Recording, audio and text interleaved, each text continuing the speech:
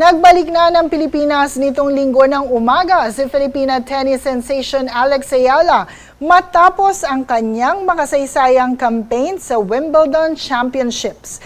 Mainit ang naging pagsalubong ng mga taga-suporta na inihanda para sa Filipina Pride sa NAIA Terminal 3, kung saan personal din siyang sinalubong ni Philippine Olympic Committee President Abraham Bambol Tolentino, Philippine Tennis Association Secretary General John Ray Tiangco at Philippine Sports Commission Chair Patrick Pato Gregorio. Isang hero's welcome ang isinagawa kay Ayala kasabay ng pagtugtog ng Banda Kawayan Pilipinas. Binigyan din ng PSC ang impact ni Ayala sa larangan ng sports sa bansa, gayon din ang pagturing ng PhilTA sa atleta bilang modern-day hero.